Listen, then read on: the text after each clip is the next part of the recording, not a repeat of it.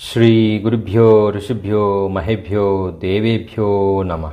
మనము జీవితంలో ఎన్నో ఆటుపోట్లను ఎదుర్కొంటాం. అది ఒక్కొక్కసారి కుటుంబ సమస్యలే కావచ్చు, లేదా వృత్తిరీత్యా ఆ కార్యాలయాలలో కావచ్చు, లేదా వ్యాపార కార్యాలయాలలో కూడా కావచ్చు.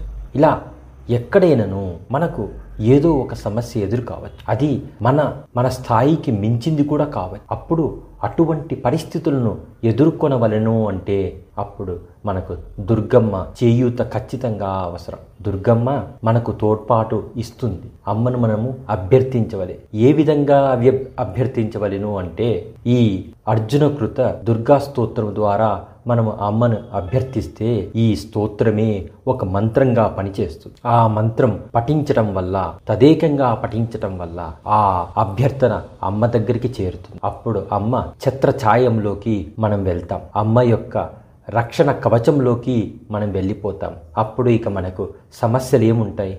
అమ్మనే తీర్చేస్తుంది. అలాగే కురుక్షేత్ర యుద్ధంలో కూడా మన అర్జునుడికి ఎంతో పెద్ద సమస్య వచ్చింది. ఆ సమస్యలను ఆయన అధిగమించాలి అంటే అప్పుడు మన వాసుదేవుల వారు అర్జునుడికి చెప్పిన ఒక సలహా ఏమిటంటే, ఈ దుర్గమ్మను నువ్వు ఒకసారి తలుచుకో అన్నారు. అప్పుడు అర్జునుడు తన సొంతంగా ఈ యొక్క మహామంత్ర రూపమైన స్తోత్రాన్ని చేశారు. అప్పుడు కూడా ఆయన ఈ మంత్రాన్ని లేదా ఈ స్తోత్రాన్ని చదివే ముందు ఒకసారి ఆచమనం చేసుకొని ఆ తరువాత ఈ స్తోత్రాన్ని చెప్పి ఆ తరువాత దుర్గా అమ్మవారే ఆయనకు ప్రత్యక్షమై ఆశీస్సులు ఇచ్చారు. ఆ తరువాత మీకు తెలుసు అర్జునుడి యొక్క పరాక్రమం కురుక్షేత్ర యుద్ధంలో ఆయన అందరినీ ఓడించారు. అటువంటి శక్తి మనకు కూడా వస్తుంది. ఈ స్తోత్రం ప్రతి ఒక్కరూ చేసుకోవచ్చు. ఏ నియమాలు అవసరం లేదు. కానీ ఈ స్తోత్రాలు చేస్తున్నప్పుడు ఈ నియమాలు పాటించడం అనేటివి ఏంటివంటే మనము సద్భావంతో ఉండవలను, సన్మార్గంలో నడవలను.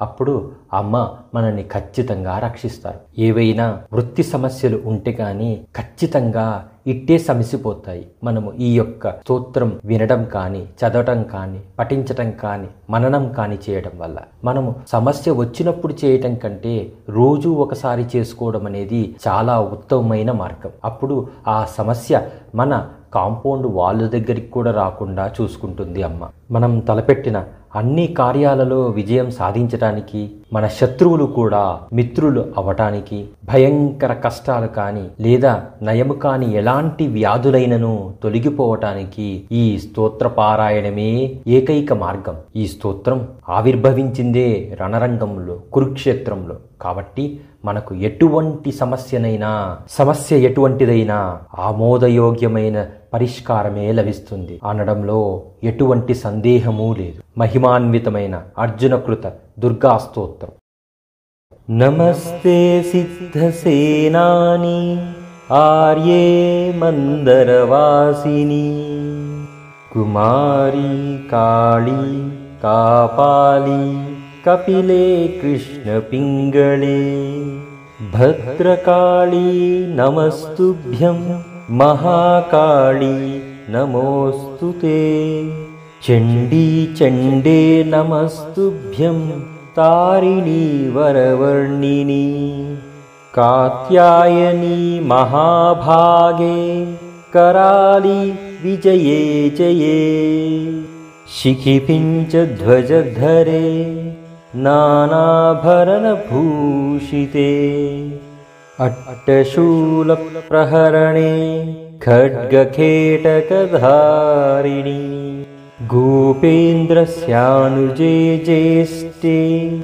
नन्दगोपकुलोद्भवे महिषासुरप्रिये नित्यं कौशिकी पीतवासिनी अट्टहासे कोकमुखे नमस्तेऽस्तु रणप्रिये उमे शाकम्भरी श्वेते कृष्णे कैटभनाशिनी हिरण्याक्षी विरूपाक्षी सुधूम्राक्षी नमोऽस्तुते वेदश्रुति महापुण्ये ब्रह्मण्ये जातवेदसी जम्बूकटकचैत्येषु नित्यं सन्निहितालये त्वं ब्रह्मविद्या विद्यानां महानिद्रा च देहिनां स्कन्दमातर्भगवती दुर्गे कान्तारवासिनी स्वाहाकारा स्वधा चैव कलाकाष्ठा सरस्वती सावित्री वेदमाता च तथा वेदान्त उच्यते कान्तारा भयदुर्गेषु भक्तानां चालयेषु च नित्यं वससि पाताळे युद्धे जयसि दानवान् त्वं जम्भनी मोहिनी च माया ह्रीः श्रीस्तथैव च सन्ध्या प्रभावती चैव सावित्री जननी तथा तुष्टिः पुष्टिः धृतिः दीप्तिर्चन्द्रादित्या विवर्धिनी भूतिर्भूतिमतां संख्ये वीक्ष्यसे सिद्धचारणैः स्तुतासि त्वं महादेवी विशुद्धेन अन्तरात्मना जयो भवतु मे नित्यं त्वत्प्रासादाद्रणाजिरे। इति श्री अर्जुनकृत दुर्गास्तुति सम्पूर्णम्।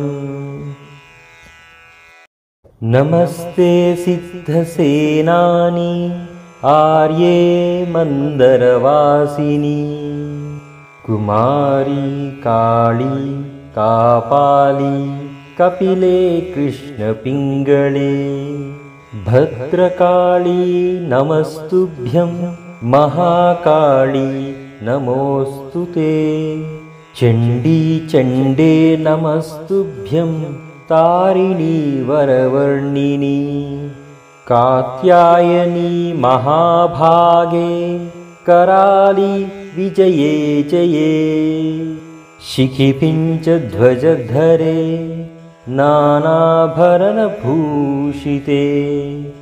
अट्टशूलप्रहरणे खड्गखेटकधारिणी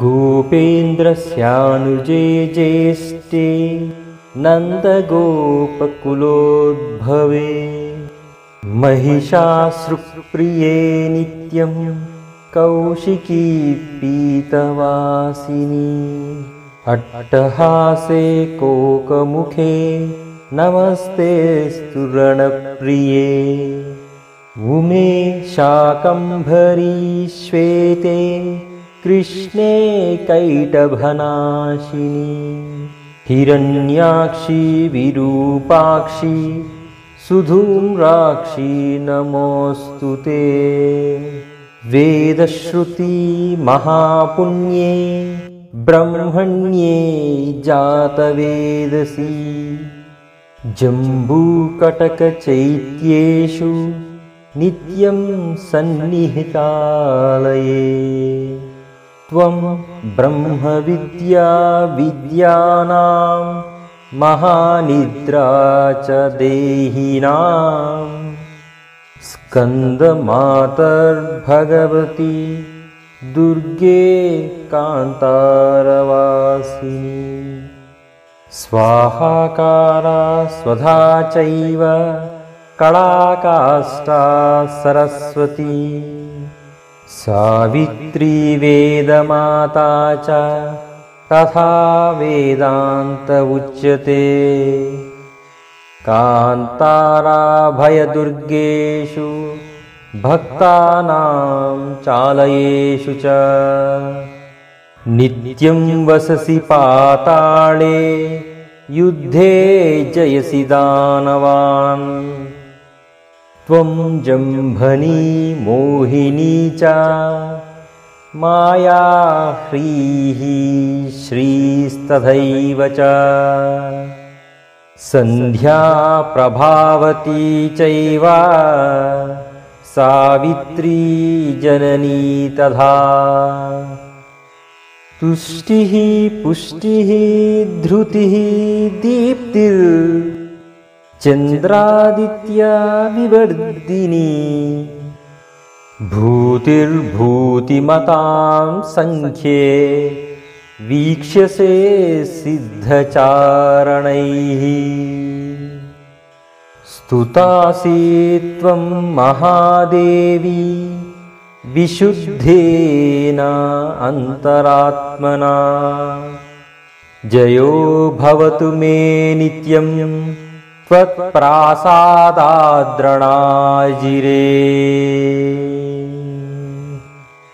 इति श्री अर्जुनकृत दुर्गास्तुति सम्पूर्णम्।